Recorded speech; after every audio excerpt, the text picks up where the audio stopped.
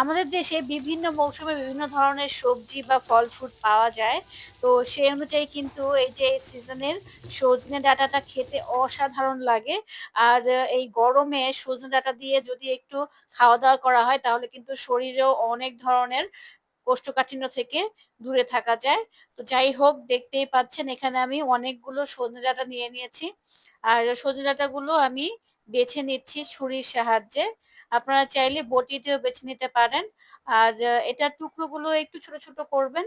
তাহলে খেতে ভালো লাগে রান্নার পরে। তো একেক করে আমি সবগুলো সজনে ডাঁটা বেছে নিয়েছি। এখন একটা হাঁড়িতে আমি নিয়ে নিয়েছি ডাল। তো মসুরের ডাল এখানে 1/2 কাপ পরিমাণ নিয়ে নিয়েছি।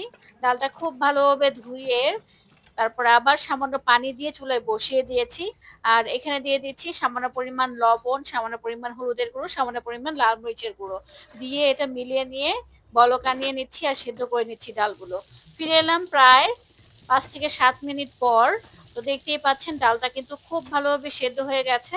এখন এখানে ডাঁটাগুলো ধুয়ে নিয়েছি আর সজনে ডাঁটাগুলো এখন এখানে দিয়ে দিচ্ছি। দিয়ে দিচ্ছি বেশ কিছু কাঁচামরিচ আর বেশ কিছু পেঁয়াজ কুচি। তারপর সবকিছু খুব ভালোভাবে একত্রে মিলিয়ে নিচ্ছি। আর মিলিয়ে নেওয়ার পর ঢাকনা লাগিয়ে এটা আমি কিছুক্ষণের জন্য কষিয়ে নেব। আর ডালটা যেহেতু একেবারে শুকিয়ে গেছে তাই আমি সামান্য একটু পানি এড করে দিয়েছি। পানি এড করার পর এটা ঢাকনা লাগিয়ে মিডিয়াম টু লো আঁচে কষিয়ে নিচ্ছি ৩ থেকে ৪ মিনিটের জন্য। ফিরে এলাম প্রায় ৪ মিনিট পর। দেখতেই পাচ্ছেন এর কালারটা এখন কতটা সুন্দর এসেছে। আর এটা কষানো হয়ে গেছে। এখন দিয়ে দিচ্ছি পরিমাণ মতো পানি।